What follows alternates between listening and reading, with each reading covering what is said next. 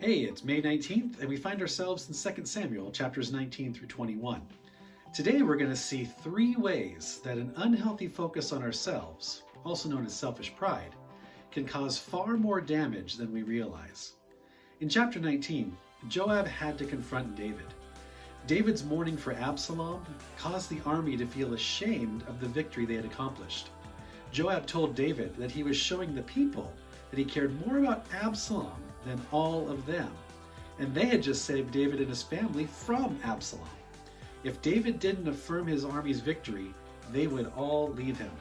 So David went to the city gate and did what Joab told him to do. If David had tried the whole Bathsheba thing with Joab around, it never would have happened. While David began returning to Jerusalem, the 10 tribes of northern Israel discussed the mistake that they had made, siding with Absalom, when all this time it was David who had saved them time and again from the Philistines. David appointed Amasa, who was Absalom's commander, to be the commander of his army in place of Joab, albeit briefly. David forgave Shimei, the guy who was cursing David as he fled Jerusalem, and Mephibosheth told David how Ziba had deceived him into not going with David when he fled. David said he'd divide the land that used to belong to Saul between Mephibosheth and Ziba, but Mephibosheth said Ziba could keep all the land. He was just glad to have David safe back in Jerusalem. The 10 tribes of Israel then felt insulted that they were not included in bringing David back to Jerusalem as their king.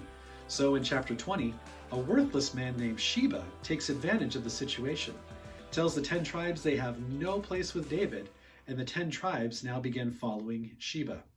David commanded Amasa to assemble the men of Judah in 3 days and meet up with him.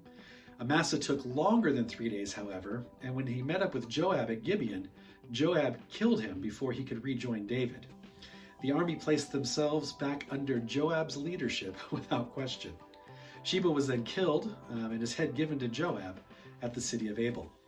In chapter 21, there was a famine in Israel for 3 years. God told David it was because Saul had tried to wipe out the Gibeonites.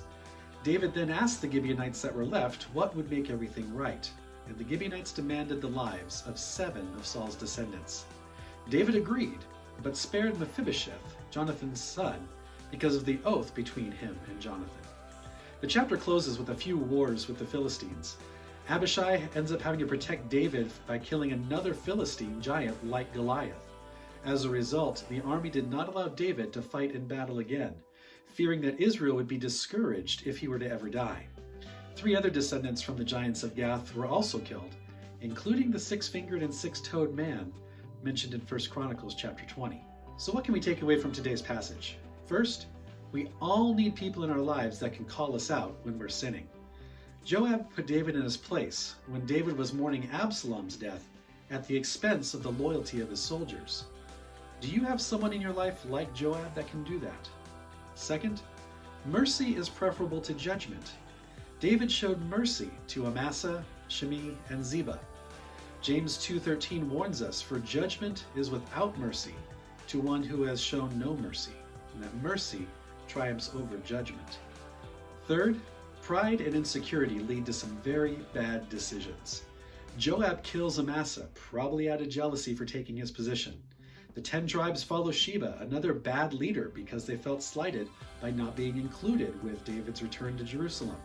Saul's descendants have to pay for his sin with their lives because he felt insecure about the Gibeonites being in Israel, all because of pride and insecurity.